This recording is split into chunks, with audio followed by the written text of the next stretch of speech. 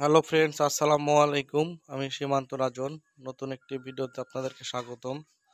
বন্ধুরা, আপনাদেরকে যে পড়ে পাওয়া ডিমগুলো দেখাইছিলাম, সেখান থেকে ছোট ছোট কিছু বাচ্চা দেখাইছিলাম, আমরা উঠেছিল। সে বাচ্চাগুলো হচ্ছে 6টি বাচ্চা ছিল, ছোট ছোট বাচ্চা ছিল। মাঝখানে আমরা দীর্ঘদিন বিভিন্ন কারণে ভিডিও বানাতে পারিনি।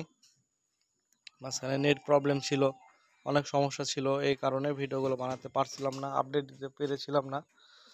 কিন্তু আজকে আপনাদেরকে সেই ডিমের যে হাঁসের বাচ্চাগুলো, সেগুলোর একটু আপডেট দেওয়ার চেষ্টা করছি এবং দেখাচ্ছি। মোটামুটি 1.5-2 মাস পর আমরা আবার সেটার আপডেট দেখাচ্ছি। সেই কারণে এগুলো অনেক বড় হয়ে গেছে। আমি একটু ছেড়ে দিয়ে আপনাদেরকে দেখানোর চেষ্টা করছি। একটু বলে রাখি, এগুলোর মধ্যে 6টি ছিল, 6টি মাশাআল্লাহ বেঁচে আছে এবং 6টির মধ্যে আপনার 5টি হচ্ছে মেল, একটি ফিমেল, মানে 5টি নর। যে আপনাদেরকে দেখানোর চেষ্টা করছি আপডেট। দেখুন, 6টির মধ্যে 6টি আছে। দুঃখজনক হচ্ছে নর হয়ে গেছে হচ্ছে 5টি, আর মাদি একটি।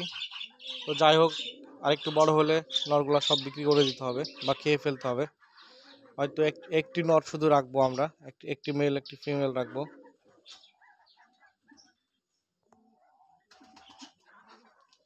দেখতে পাচ্ছেন 6টি একরকমই কালার ছিল। ছোট তো দেখেছেন একই কালার, বড় হয়েও তার একই রকম কালার আছে এখনো।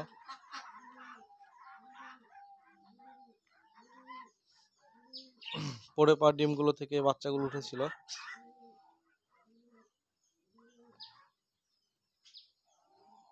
মোটামুটি দেখতে সবগুলো একই রকম। আসলে ভয় পাচ্ছে, আমার কাছে আসছে না।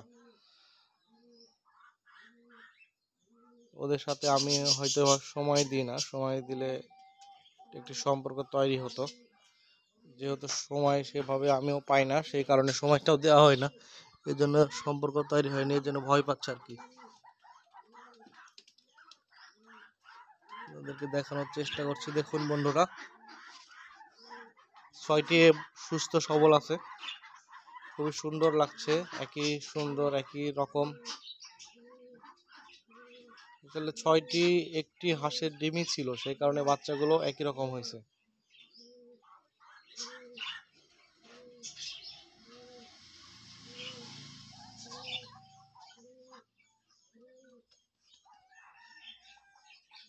আর কিছুদিন হলে মোটামুটি, আর যদি এক মাস না 15 দিন বা 1 মাস পরে একেবারেই সম্পূর্ণ বড় হয়ে যাবে এবং ডিম দেওয়ার মতো উপযোগী হয়ে যাবে। তো তখন আবার আপনাদেরকে ভিডিও আপডেট দেওয়া হবে। ততদিন আমাদের সাথে থাকুন। ভিডিওটি আর বেশি বড় করছি না।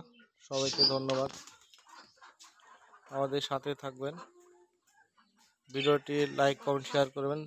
সবাইকে ধন্যবাদ।